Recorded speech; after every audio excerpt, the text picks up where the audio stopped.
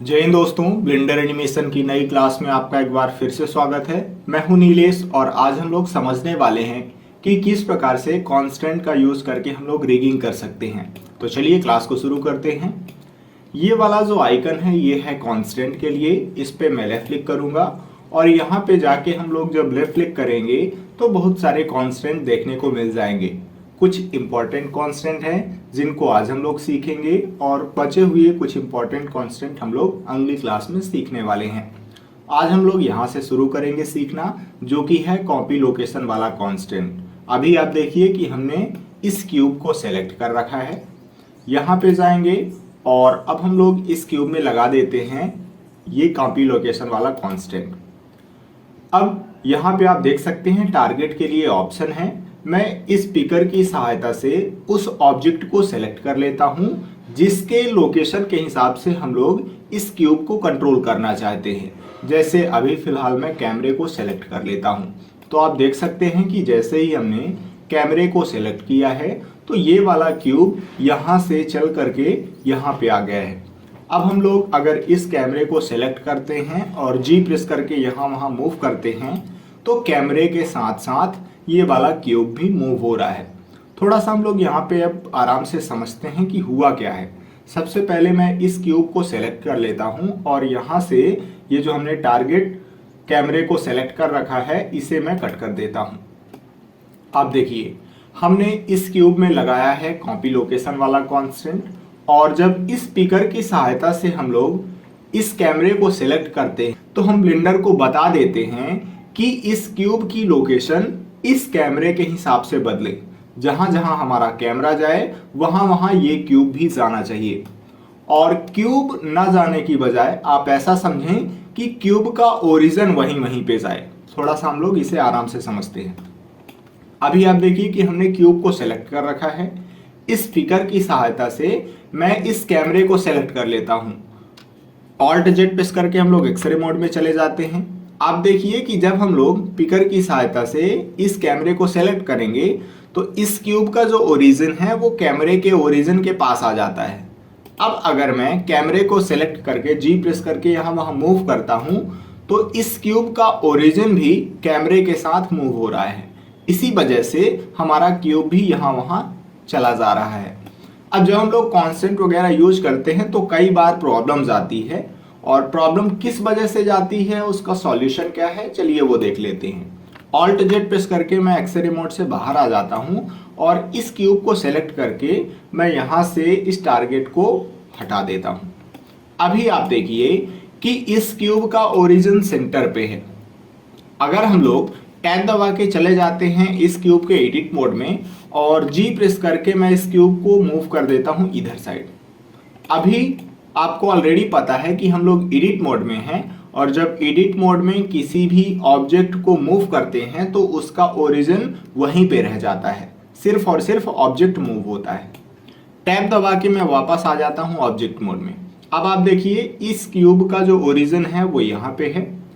अगर मैं अभी इस स्पीकर की सहायता से इस कैमरे को सेलेक्ट कर लेता हूं तो ये वाला ओरिजिन तो यहाँ पे चला जाएगा और ये वाला जो क्यूब है वो यहीं तक पहुंच पाएगा। मैं इस स्पीकर की सहायता से इस कैमरे को सेलेक्ट कर लेता हूं। आप देखिए कि ये ओरिजिन यहाँ पे चला गया और ये वाला जो क्यूब है ये यहीं तक रह गया। क्यों? क्योंकि पहले से ही हमने क्यूब में और इसके ओरिजिन में थोड़ा सा गैप रख रखा था। अब इसका सॉल्यूशन क्या है? इसका सॉल्यूशन ये है कि हम लोग इस क्यूब को इसके ओरिजिन के पास ला दें। उसे कैसे करेंगे? हम लोग ऑब्जेक्ट में जाएंगे, सेट ओरिजिन पे जाएंगे और हमें जियोमेट्री टू ओरिजिन करना है।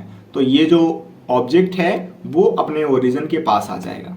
अब यहाँ पे आप देख सकते हैं कि अगर मैं कैमरे को सेलेक्ट करके जी प्रेस करके यहाँ वहाँ मूव कर रहा हूँ तो सारी चीज़ें अच्छे से हो रही हैं। इसका मतलब ये है कि जब भी आप लोग कांस्टेंट यूज करें तो आपको ये ध्यान रखना है कि ऑब्जेक्ट का जो ओरिजिन है वो उसके सेंटर पे रहे। क्यों? क्योंकि जो कांस्टेंट होता है वो ओरिजिन के हिसाब से काम करता है, ओरिजिन कंट्रोल में होता है। ठीक है, इतना आपको ध्यान रखना है हमेशा कांस्टेंट यूज करने से पहले। अब थोड़ा सा हम लोग और समझ लेते हैं यहाँ पे। जी प्रेस करके मैं थोड़ा सा इस कैमरे को मूव कर देता हूँ इधर साइड, इसी वजह से ये क्यूब भी इधर साइड मूव हो जाएगा। अब मैं इस क्यूब को सेलेक्ट कर लेता हूँ और यहाँ पे समझते हैं कि क्या हो रहा है। अभी आप देखिए कि हम लोग एक्स एक्सिस में इधर साइड हैं। अगर मैं यहाँ पे इन्वर्ट पे क्लिक कर दूंगा एक्स एक्सिस में, तो आप देखिए कि ये हमारा कैमरा एक्स एक्सिस में जितना इधर साइड है उतना ही उधर साइड ये क्यूब चला जाएगा। अगर मुझे बाई डायरेक्शन में भी ऐसा करना है, अभी बाई एक्सिस ये है, इधर साइड हमारा कैमरा है, अगर मैं यहाँ पे टिक कर देता हूँ तो आप देखिए कि ये जो क्यूब है वो बाई एक्सिस में भी उधर साइड ये चला गया है। अगर मैं कैमरे को सेलेक्ट करके जी प्रेस करके यहाँ वहाँ मूव कर रहा हूँ तो आप देख सकते हैं कि किस प्रकार से परिवर्तन हो रहा है। जितना मैं इधर साइड लेके जाऊंगा बाई एक्सिस साइड इस कैमरे को, तो हमारा क्यूब भी इधर साइड चला जाएगा उतनी ही दूर। उसी तरीके से एक्स एक्सिस में होने वाला है, जितना मैं इधर साइड कैमरे को लेके जाऊंगा उतना ही ये क्यूब उधर साइड जाने वाला है। अब हम लोग इस क्यूब को सेलेक्ट कर लेते हैं और थोड़ा सा ये इन्फ्लुएंस वाला जो ऑप्शन है उसे समझ लेते हैं। इन्फ्लुएंस अभी एक है, मतलब 100% यहाँ पे इन्फ्लुएंस होने वाला है।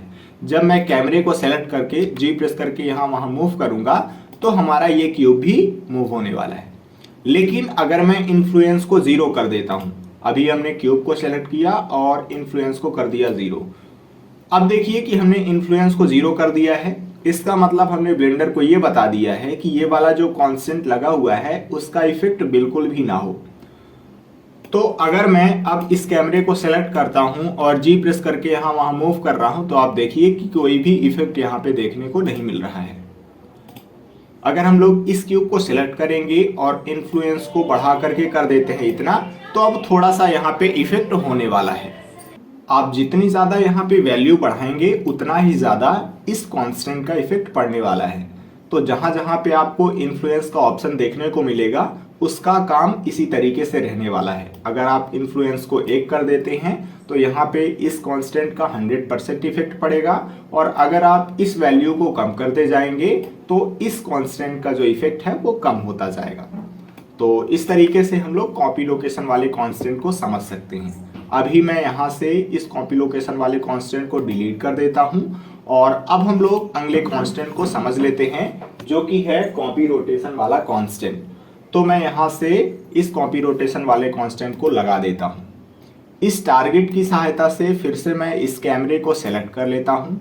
अब यहाँ पे आप देखिए कि हमने यहाँ पे रोटेशन को कॉपी किया हुआ है।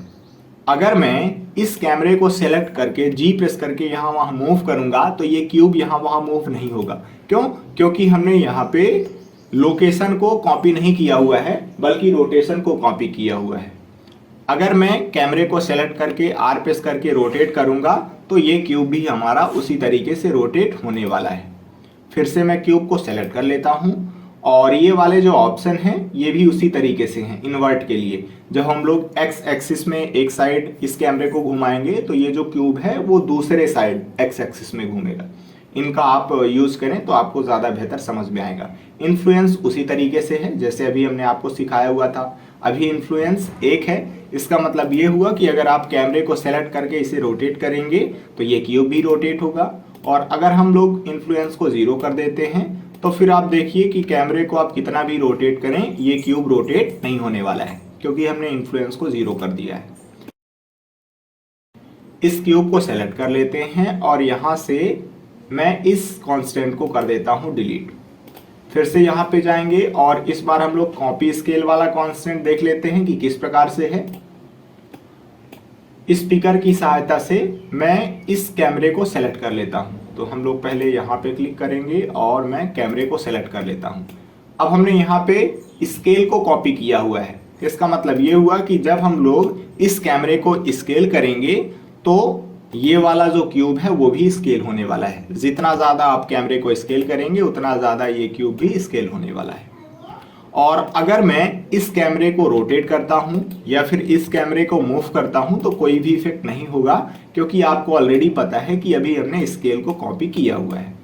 इस क्यूब को सेलेक्ट कर लेते हैं और ये वाले जो ऑप्शन हैं इनको आप प्रैक्टिस करें कि किस प्रकार से ये काम कर रहे हैं। ये जो पावर का ऑप्शन है वो इफेक्ट को दिखा रहा है यहाँ पे, और आप इसका भी यूज करें तो आपको आसानी से समझ में आ जाएगा। अभी मैं यहाँ से इसे कट कर देता हूँ। और अब हम लोग अगले वाले कांस्टेंट को समझ लेते हैं जो कि है कॉपी ट्रांसफॉर्म का। कॉपी ट्रांसफॉर्म वाला जो कांस्टेंट है वो तीनों का कॉम्बिनेशन है। चलिए हम लोग ट्राई करके देख लेते हैं। इस पे हम लोग लेफ्ट क्लिक करेंगे और इस टारगेट की सहायता से इस कैमरे को मैं सेलेक्ट कर लेता हूं। अब आप देखिए कि अगर मैं इस कैमरे को सेलेक्ट करके जी प्रेस करके यहाँ वहाँ मूव कर रहा हूँ तो हमारा क्यूब भी मूव होगा। अगर आर प्रेस करके इस कैमरे को रोटेट करेंगे तो क्यूब भी रोटेट होगा। और अगर जी प्रेस करके मूव करेंगे तो कैमरे के साथ में हमारा क्यूब भी मूव होने वाला है। तो ये तीनों के लिए है, ठीक है। अभी हम लोग इस क्यूब को सेलेक्ट कर लेते हैं और यहाँ से इस ट्रांसफॉर्म को कर देते हैं डिलीट। अब हम लोग फिर से यहाँ पे जाएंगे और लेफ्ट क्लिक करेंगे। अब हम लोग अगले वाले कांस्टेंट को समझ लेते हैं जो कि है लिमिट डिस्टेंस का। इस पे मैं लेफ्ट क्लिक करूंगा। लिमिट डिस्टेंस वाला कांस्टेंट इस पे लग चुका है। अब यहाँ पे डिस्टेंस जो रहती है वो लिमिट में रहती है, ठीक है। कितनी दूरी इनके बीच में गैप रहेगा वो हम लोग यहाँ से कंट्रोल करते हैं। इस स्पीकर की सहायता से मैं इस कैमरे को सेलेक्ट कर लेता हूं। अभी आप देखिए कि कैमरे और इस क्यूब के बीच में जो डिस्टेंस है वो है 3.53 मीटर। अगर मैं इस क्यूब को सेलेक्ट करके इससे ज्यादा दूरी ले जाना चाहता हूं तो ये क्यूब हमारा नहीं जाएगा। क्यों? क्योंकि हमने यहाँ पे अधिकतम डिस्टेंस कितनी कर दी है, 3.53 मीटर कर दी है। अगर मैं यहाँ से इसे बढ़ा करके कर देता हूँ 10 मीटर, तो अब देखिए कि हमने ब्लेंडर को ये बता दिया है कि ये जो क्यूब है वो इस कैमरे से अधिकतम 10 मीटर की दूरी तक जा सकता है। चलिए ट्राई करें। सबसे पहले इस क्यूब को सेलेक्ट कर लेंगे और जी प्रेस करके मैं इसे यहाँ वहाँ मूव कर रहा हूँ। आप देखिए कि जब हम लोग इस कैमरे से 10 मीटर की दूरी तक इस क्यूब को मूव कर रहे हैं तब तो कोई दिक्कत नहीं है, लेकिन अगर 10 मीटर से दूर ले जाने की कोशिश करेंगे तो ये वाला जो क्यूब है वो नहीं जा रहा है, ठीक है। अभी मैं फिलहाल इसे रख देता हूं यहाँ पे। लेकिन अगर हम लोग इस कैमरे को सेलेक्ट करके जी प्रेस करके यहाँ वहां मूव करेंगे तो ये वाला जो क्यूब है वो जब कैमरे से 10 मीटर की दूरी तक रहेगा तब तो कोई दिक्कत नहीं है, लेकिन अगर कैमरा 10 मीटर से दूर गया तो फिर ये क्यूब भी उसके साथ ही चले जाने वाला है। क्यों? क्योंकि यहाँ पे जो पेरेंट है वो कैमरा है। जब हम लोग लास्ट में किसी भी ऑब्जेक्ट को सेलेक्ट करते हैं तो वो पेरेंट जैसे काम करेगा, ठीक है।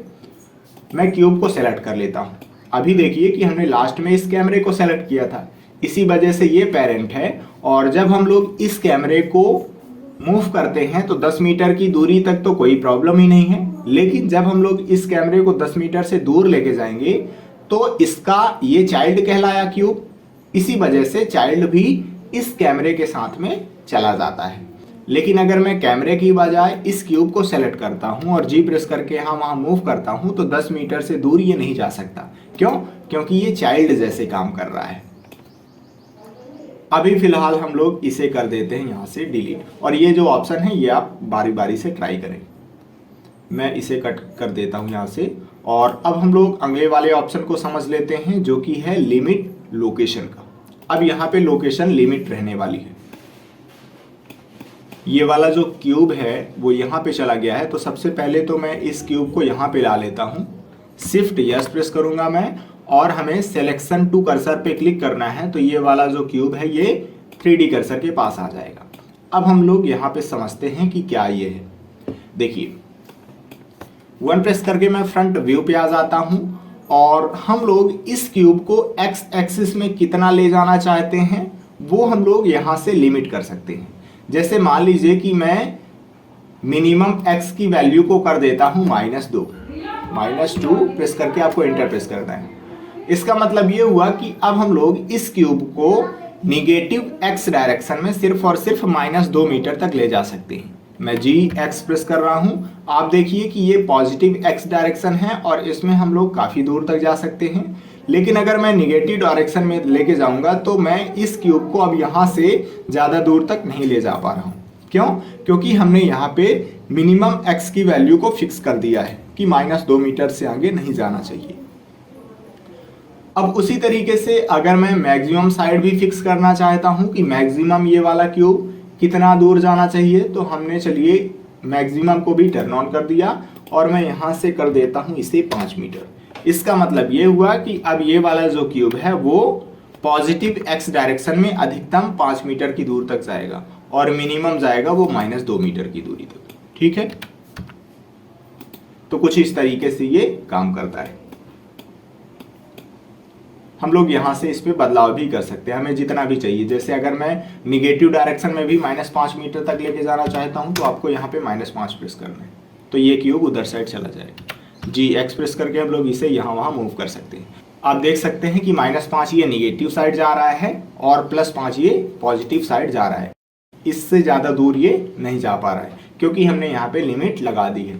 उसी तरीके से हम लोग बाई एक्सिस में भी लिमिट लगा सकते हैं और जेड एक्सिस में भी लिमिट लगा सकते हैं, और इन्फ्लुएंस हमने आपको ऑलरेडी समझा दिया है।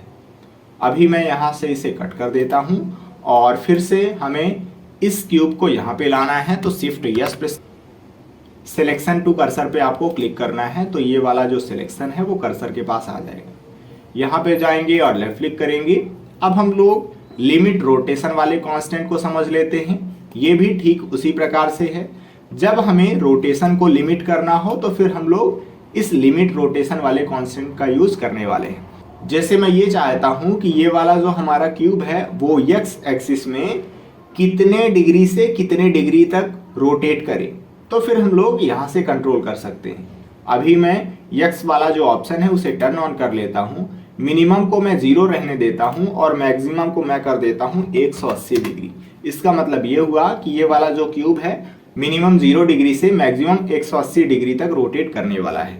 इस क्यूब को सेलेक्ट करेंगे और RX प्रेस करके मैं आपको दिखा देता हूँ कि ये अधिकतम 180 डिग्री घूमेगा और मिनिमम ये 0 डिग्री तक घूमने वाला है। अगर हम लोग मिनिमम को कर देते हैं 30 डिग्री, तो इसका मतलब ये हुआ कि ये वाला जो क्यूब है वो अब मिनिमम 30 डिग्री तक रोटेट करेगा। 30 डिग्री से नीचे ये नहीं आ सकता है और 180 डिग्री से ये ज़्यादा नहीं जा पाएगा। ठीक है, तो कुछ इस तरीके से ये भी काम करता है।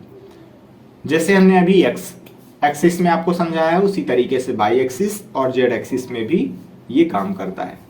अभी हम लोग इसे कट कर देते हैं और फिर से हम लोग यहाँ पे जाएंगे, लेफ्ट क्लिक करेंगे और समझ लेते हैं लिमिट स्केल वाले कांस्टेंट को। यहाँ पे स्केल लिमिट होने वाली है कि हम लोग कितना इसे स्केल कर सकते हैं। आप इसे भी यूज करें और ये भी उसी तरीके से है। मैं इसे यहाँ से कट कर देता हूँ। आपको ये सारे जो ऑप्शन हैं इनको यूज में करना है कि आप एक्स एक्सिस में कितना इनको स्केल करना चाहते हैं। मिनिमम और मैक्सिमम की वैल्यू को टर्न ऑन करके आप देखिए। मैं यहाँ से इसे कट कर देता हूँ और अब हम लोग अगले वाले कांस्टेंट को समझ लेते हैं जो कि है मेंटेन वॉल्यूम वाला कांस्टेंट। अभी मैं फिलहाल इन सबको सेलेक्ट करके इन्हें कर देता हूँ डिलीट। ए प्रेस करेंगे तो सब कुछ सेलेक्ट हो जाएगा और मैं इन्हें कर देता हूँ डिलीट। मेंटेन वॉल्यूम वाले कांस्टेंट को समझने के लिए मैं ऐड कर देता हूँ एक मंकी। शिफ्ट ए प्रेस करेंगे हम लोग और मंकी को ऐड कर लेते हैं। ये मंकी ऐड हो चुका है। कंट्रोल 2 प्रेस करेंगे तो 2 लेवल का सब डिवीजन मॉडिफायर लग जाएगा और राइट क्लिक करके सेट ऑटो स्मूथ कर लेते हैं, तो ये वाला जो मंकी है वो काफी बढ़िया नजर आ रहा है। शिफ्ट डी प्रेस करेंगे तो ये डुप्लीकेट हो जाएगा। एक्स प्रेस करके मैं इसे एक्स एक्सिस के अबाउट यहाँ पे रख देता हूँ। अब हम लोग इस मंकी को सेलेक्ट करेंगे और इस पे लगाएंगे मेंटेन वॉल्यूम वाला कांस्टेंट। यहाँ पे जाएंगे और लेफ्ट क्लिक करेंगे और इस पे लगा देते हैं मेंटेन वॉल्यूम वाला कांस्टेंट। अभी यहाँ पे देखिए कि जो फ्री एक्सिस है वो है बाई एक्सिस, यानी कि जब हम लोग इसे स्केल करेंगे तो वो बाई एक्सिस में फ्रीली स्केल होने वाला है। अभी आप देखिए, मैं अगर इस क्यूब को एक्स एक्सिस में स्केल करता हूं तो किस प्रकार से इसके स्केल हो रहा है उसे आप अच्छे से देखिए। SX हमने प्रेस किया तो जब मैं इसे एक्स एक्सिस में स्केल कर रहा हूं तो ये जेड और बाई एक्सिस में चौड़ा होता जा रहा है। लेकिन अगर हम लोग इस मंकी को सेलेक्ट, अभी हमने इसमें कोई भी कांस्टेंट नहीं लगाया हुआ है, अगर मैं एक्स प्रेस करके स्केल कर रहा हूं तो आप देखिए कि ये सिर्फ और सिर्फ एक्स एक्सिस बस में स्केल हो रहा है। बाई और जेड एक्सिस में कोई भी इफेक्ट नहीं देखने को मिल रहा है। लेकिन अगर हम लोग इस मंकी को सेलेक्ट करके इसे एक्स प्रेस करके स्केल कर रहे हैं तो ये वाला जो मंकी है वो जेड एक्सिस में बढ़ रहा है। उसका रीजन क्या है? उसका रीजन ये है कि हमने इस मंकी में लगा दिया है मेंटेन वॉल्यूम वाला कांस्टेंट, यानी कि इस मंकी का जो वॉल्यूम है वो नहीं बदलेगा। जब हम लोग एक्स एक्सिस में इसको पतला कर रहे हैं तो ये जेड एक्सिस में मोटा होता जा रहा है। इसकी वजह से इसका वॉल्यूम निश्चित रह रहा है। अगर हम लोग वॉल्यूम को बढ़ा देते हैं, जितना भी हमें करना है तो उतना हम लोग कर लेते हैं। अभी मैं इसका वॉल्यूम 5 कर लेता हूँ। अब अगर मैं यस प्रेस करके इसको स्केल कर रहा हूं तो आप देख सकते हैं कि किस प्रकार से परिवर्तन हो रहा है। यहां से हम लोग वॉल्यूम को कंट्रोल करते हैं कि हमें कितना वॉल्यूम रखना है। अभी फिलहाल मैं ए से सबको सेलेक्ट कर लेता हूं और इन्हें कर देते हैं डिलीट। शिफ्ट ए प्रेस करेंगे और चलिए मैं फिर से ऐड कर लेता हूं एक क्यूब। ऐड ऑब्जेक्ट कांस्टेंट पे जाएंगे और अभी हमने यहां तक ये जो कांस्टेंट है उसे अच्छे से समझ लिया है। अब हम लोग चलिए समझ लेते हैं ये चाइल्ड ऑफ वाला कांस्टेंट, और ये वाला जो कांस्टेंट है उसे हम लोग बहुत ज़्यादा यूज करते हैं। तो इसे समझने के लिए सबसे पहले मैं यहाँ पे जाता हूँ और इसे हम लोग कर देते हैं डिलीट। ऑल्ट एच मैं प्रेस कर रहा हूँ और ये वाला जो कैरेक्टर है हमने इसे शायद 32वीं क्लास में आपको बनाना सिखाया हुआ है कि किस प्रकार से मेक जोक ऑफ का कैरेक्टर बनाया जाता है और उसमें किस प्रकार से रिगिंग करी जाती है। सेम वही कैरेक्टर है, हमने उसे यहाँ पे ओपन कर लिया है। अभी इस पे कलर वगैरह देखने को नहीं मिल रहा है क्योंकि अभी हम लोग सॉलिड मोड में हैं। मैं मटेरियल प्रीव्यू मोड में चला जाता हूं। आप देखिए कि यहाँ पे हमें कलर वगैरह अच्छे से देखने को मिल रहे हैं। आपको ये वाला जो कैरेक्टर है उसे बना लेना है और पेरेंटिंग वगैरह कर लेनी है। अगर आपको बनाने में कोई भी दिक्कत आती है तो आप 32वीं क्लास को देख करके इस कैरेक्टर को बना सकते हैं और साथ ही साथ पेरेंटिंग भी कर सकते हैं। अब चाइल्ड ऑफ वाले कांस्टेंट को समझने के लिए मैं शिफ्ट ए प्रेस करके एक क्यूब ऐड कर लेता हूं। ये हमने क्यूब को ऐड कर लिया है और 7 प्रेस करके हम लोग टॉप व्यू में चले जाते हैं। टैब दबा के चले जाते हैं इस क्यूब के एडिट मोड में। जी प्रेस करके मैं इसे कर देता हूं इधर साइड मूव, और 3 प्रेस करके राइट ऑर्थोग्राफिक व्यू में आ जाएंगे और जी जेड प्रेस करके मैं इसे कर देता हूं इधर साइड मूव। ये हमने इधर साइड मूव कर दिया। टैब दबा के हम लोग वापस आ जाते हैं ऑब्जेक्ट मोड में। अभी यहाँ पे ऐसा लग रहा है कि ये वाला जो क्यूब है वो टेबल जैसे काम कर रहा है। अब मान के चलिए कि यहाँ पे कोई गेंद रखनी है हमें, तो उसके लिए शिफ्ट ए प्रेस करेंगे और मैं ऐड कर लेता हूँ एक यूवी स्फीयर। ये यूवी स्फीयर हमारा यहाँ पे आ चुका है। राइट क्लिक करके सेट ऑटो स्मूथ कर लेते हैं तो ये ज्यादा बढ़िया नजर आएगा। 3 प्रेस करके राइट ऑर्थोग्राफिक व्यू में चले जाते हैं और अभी आप देखिए कि मैं ऑब्जेक्ट मोड में ही हूं और ऑब्जेक्ट मोड में मैं इस स्फीयर को मूव करने वाला हूं, जिससे होगा क्या, इस स्फीयर का जो ओरिजिन है वो भी इसके साथ में मूव होने वाला है। जी प्रेस करके मैं इसे कर देता हूं इधर साइड और यस प्रेस करके हम लोग कर देते हैं इसे स्केल। जी प्रेस करके हम लोग इसे कर देते हैं यहाँ पे मूव। ये हम लोग इसका जो कलर है उसे चेंज कर देते हैं। तो उसके लिए हमें यहाँ पे जाना है मटेरियल वाले ऑप्शन में, न्यू पे जाएंगे और चलिए मैं इस पे कोई भी कलर कर लेता हूँ। हम लोग इस पे लाल कलर कर लेते हैं। ये हमने लाल कलर कर लिया और ये जो हमने टेबल बनाया हुआ है इस पे भी हम लोग कोई भी कलर दे देते हैं। ये हमने इस पे चलिए ये वाला जो कलर है उसको दे दिया। अब मान के चलिए कि हमें यहाँ पे एक ऐसा एनिमेशन देना है कि मैं ये चाहता हूं कि ये वाला जो कैरेक्टर है वो इस गेंद को उठाए और फिर यहीं पे रख दे। तो उसके लिए हम लोग चाइल्ड ऑफ वाला जो कांस्टेंट है उसका इस्तेमाल करने वाले हैं। सबसे पहले इस गेंद को सेलेक्ट कर लेंगे और इस पे हम लोग लगाने वाले हैं चाइल्ड ऑफ वाला कांस्टेंट। ये हम लोग यहाँ पे जाएंगे, एड ऑब्जेक्ट कांस्टेंट पे जाना है और इस पे हम लोग लगा देते हैं चाइल्ड ऑफ वाला कांस्टेंट। अब टारगेट में हम लोग सबसे पहले तो आर्मेचर को सेलेक्ट कर लेंगे। तो हमें पिकर की सहायता से आर्मेचर को सेलेक्ट कर लेना है। ये आर्मेचर दिख रहा है आपको, नाम लिखा हुआ, इस पे मैं क्लिक करूंगा तो ये आर्मेचर यहाँ पे सेलेक्ट हो गया है। आप यहाँ पे देख भी सकते हैं आर्मेचर शो कर रहा है। अब हमें उस बोन को यहाँ पे सेलेक्ट करना है जिसके हिसाब से हम लोग इस गेंद को कंट्रोल करना चाहते हैं। जैसे मान लीजिए कि मैं इस हाथ की ये वाली बोन को यहाँ पे सेलेक्ट करने वाला हूं, तो सबसे पहले इसका नाम पता होना चाहिए और नाम देखने के लिए हम लोग जा सकते हैं इसके एडिट मोड में। टैब दबा के हम लोग चले जाते हैं इस बोन के एडिट मोड में और इसे हम लोग सेलेक्ट कर लेते हैं। आप देखिए कि इस बोन का नाम क्या है, bone.002.r.002। बहुत लंबा नाम है। मैं F2 प्रेस करके इसका नाम चेंज कर देता हूँ। चलिए हम लोग इसका नाम रख लेते हैं राइट हैंड, RIGHT, और HAND और ये हमने इंटर प्रेस कर दिया। इस बोन का नाम क्या हो गया है? राइट हैंड हो गया है। टैब दबा के मैं वापस आ जाता हूँ ऑब्जेक्ट मोड में और अभी हमने इस गेंद को सेलेक्ट कर रखा है।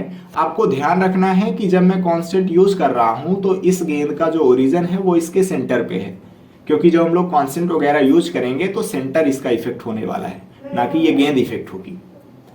अब हम लोग यहाँ पे जाएंगे और लेफ्ट क्लिक करेंगे और अभी हमने बोन का नाम क्या रखा है? Right hand. मैं राइट हैंड को यहाँ से कर लेता हूँ सेलेक्ट। तो आप देखिए कि यहाँ पे जो पेरेंटिंग है वो अच्छे से, लेकिन यहाँ पे हमसे एक गलती हो गई है। गलती ये है कि जब हम लोग यहाँ पे इसे सेलेक्ट करें तो ये वाली बोन इस गेंद के पास में होनी चाहिए, ठीक है। तो अभी मैं यहाँ से इसे कट कर देता हूँ और अभी हम लोग इस बोन को सेलेक्ट कर लेते हैं और कंट्रोल टैब दबा के हम लोग चले जाते हैं पोज मोड में। अब आपको करना क्या है कि सबसे पहले तो इस कैरेक्टर के हाथ को यहाँ पे लाना है।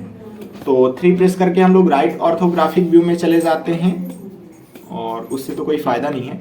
R प्रेस करके मैं रोटेट कर लेता हूँ और इस बोन को भी हम लोग सेलेक्ट करके थोड़ा सा इसे कर लेते हैं रोटेट। आपको इसे एडजस्ट कर लेना है। हम लोग इसे कर लेते हैं इतना और थोड़ा सा मैं इसे और सेलेक्ट करके हल्का सा इसे रोटेट कर लेता हूं।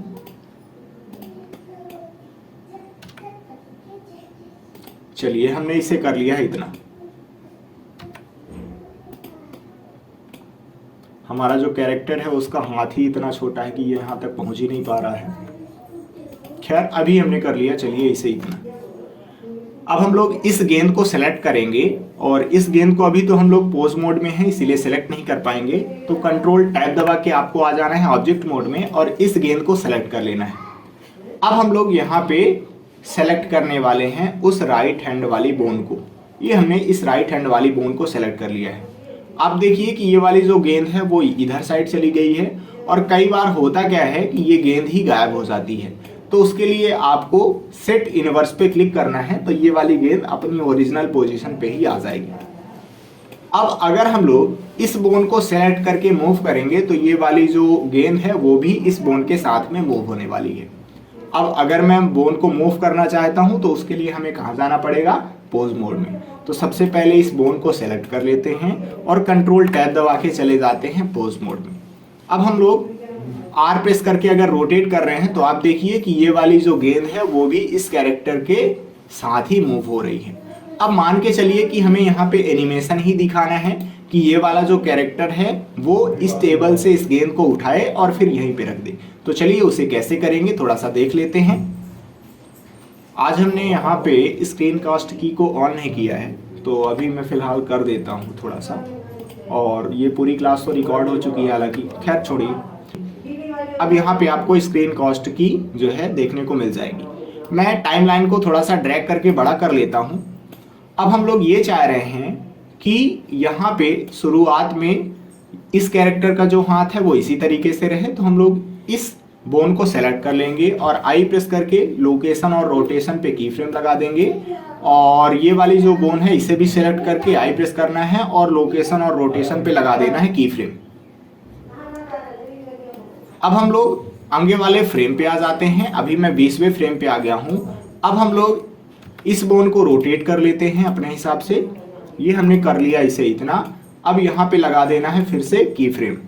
तो ये वाली बोन सेलेक्ट है, I प्रेस करके मैं इस पे लोकेशन और रोटेशन का की फ्रेम लगा देता हूँ और इस वाली बोन पे भी हम लोग I प्रेस करके लोकेशन और रोटेशन का की फ्रेम लगा देते हैं। उसके बाद फिर से हम लोग आ जाएंगे आगे वाले फ्रेम पे और फिर से मुझे R प्रेस करके रोटेट करना है और इस प्रकार से हम लोग इतना एडजस्ट कर देंगे कि ऐसा लगे कि ये वाला जो कैरेक्टर है वो गेंद को यहाँ पे रख दिया है। ये हमने कर लिया। चलिए इसे 3 प्रेस करके राइट ऑर्थोग्राफिक व्यू में आ जाएंगे और R प्रेस करके हल्का सा इसे कर लेते हैं रोटेट। ये हमने कर लिया इसे इतना रोटेट। अब हम लोग यहाँ पे इन बोन पे लगा देंगे फिर से I प्रेस करके लोकेशन और रोटेशन का की फ्रेम। इसे भी सेलेक्ट करेंगे और I प्रेस करके लोकेशन और रोटेशन का की फ्रेम लगा देते हैं। अब अगर मैं शिफ्ट और लेफ्ट एरो प्रेस करके पहले वाले फ्रेम पे आ जाता हूं तो आप देखिए कि जैसे ही मैं स्पेस बार प्रेस करता हूं तो यहाँ पे हुआ क्या है कि ये वाला जो कैरेक्टर है वो इस टेबल से गेंद को उठाता है और फिर यहाँ पे वापस इसे रख देता है। अब हम ये चाह रहे हैं कि अब अगर हमारा ये वाला कैरेक्टर अपने हाथ को ऊपर साइड लेके जाए तो ये वाली गेंद इस हाथ के साथ नहीं जानी चाहिए। तो उसके लिए हम लोग करेंगे क्या, सबसे पहले तो मैं अभी 40वें फ्रेम पे हूँ, आपको ध्यान रखना है। कंट्रोल टैब दबा के मैं वापस आ जाता हूँ ऑब्जेक्ट मोड में और इस गेंद को सेलेक्ट करेंगे। अभी तक हम लोग इन्फ्लुएंस को 100% करना चाहते थे, शुरू से लेकर के इस 40वें फ्रेम तक हमें 100% करना है इस इन्फ्लुएंस को। तो मैं यहाँ से इस पे लगा देता हूँ की फ्रेम, ठीक है। तो 0 से 40वें फ्रेम तक इसका जो इन्फ्लुएंस है वो 100% रहेगा। लेकिन अब हम लोग अगले वाले फ्रेम पे चले जाएंगे। आगे वाले फ्रेम पे जाने का तरीका ये है कि आप यहाँ पे जाइए और इस पे लिख दीजिए 41 और आपको इंटर प्रेस करना है। तो अब हम लोग 41वें फ्रेम पे आ चुके हैं। अब हम ये चाहते हैं कि इस वाले कांस्टेंट का यहाँ पे इफेक्ट ना रहे, तो हम लोग इन्फ्लुएंस को कर देंगे 0 और फिर यहाँ पे लगा देंगे इस पे एक की फ्रेम। अब अगर हम लोग इस बोन को सेलेक्ट करके कंट्रोल टैब दबा के वापस आ जाएंगे ऑब्जेक्ट मोड से पोज मोड में, और अगर हम लोग इस बोन को सेलेक्ट करके आर प्रेस करके अब रोटेट करेंगे तो इस बोन के साथ ये वाली गेंद मूव नहीं होने वाली है। उसका रीजन आपको समझ में आ गया होगा कि हमने इन्फ्लुएंस को 0 कर दिया है इस वजह से, ठीक है। तो कुछ इस तरीके से हम लोग इसका जो एनिमेशन है वो कर सकते हैं। आप देखिए कि जब हम लोग गेंद को उठाए थे तो इस गेंद की जो पोजीशन थी वो ये वाली थी, और जब हमने गेंद को रखा है तो उसकी जो पोजीशन है वो थोड़ा सा दूर है। तो जब हम लोग एनिमेशन करेंगे तो इस बात का ध्यान रखना है कि हमने जिस लोकेशन से इस गेंद को उठाया है उसी लोकेशन पे इसे छोड़ना है, तो ये जो एनिमेशन है वो ज़्यादा स्मूथली चलने वाला है। मैं अभी 40वें फ्रेम पे आपको जाके दिखाता हूँ कि हमने इस गेंद को छोड़ा यहाँ पे है अभी जब हमने इसे रखा है, लेकिन हमने इसे उठाया कहाँ पे था। तो अगर मैं 41वें फ्रेम पे जाता हूँ और जैसे ही हम लोग इस 41वें फ्रेम पे जाएंगे तो आपको पता चलेगा कि हमने गेंद को यहाँ से उठाया हुआ था। तो अगर हम लोग यहीं पे छोड़ें तो वो ज़्यादा बेहतर है। फिलहाल तो कुछ इस तरीके से आप लोग इस कैरेक्टर द्वारा इस गेंद के उठाने का एनिमेशन कर सकते हैं। हम लोग एक बार फिर से देख लेते हैं। पहले वाले फ्रेम पे जाएंगे और स्पेस बार प्रेस करके अगर मैं देखूं तो आप देख सकते हैं कि यहाँ पे जो एनिमेशन है वो अच्छे से हो रहा है। अब मैं आर प्रेस करके यहाँ पे थोड़ा सा इसे रोटेट कर देता हूँ और आई प्रेस करके हम लोग इस पे भी लोकेशन और रोटेशन का की फ्रेम लगा देते हैं। अब अगर आप देखिए कि यहाँ पे गेंद को उठाया, अब यहाँ पे गेंद को रखा और फिर यहाँ पे रख के अब ये अपने हाथ को ऊपर साइड वापस उठा लेता है, ठीक है। तो आप प्रैक्टिस करते रहिए। अब हम लोग अगली क्लास में बचे हुए कांस्टेंट की चर्चा करने वाले हैं। कंट्रोल टैब दबा के मैं वापस आ जाता हूँ ऑब्जेक्ट मोड में और जो कुछ इंपॉर्टेंट कांस्टेंट हैं उनके बारे में हम लोग सीखेंगे। तो चलिए नेक्स्ट क्लास में मिलते हैं। जय हिंद।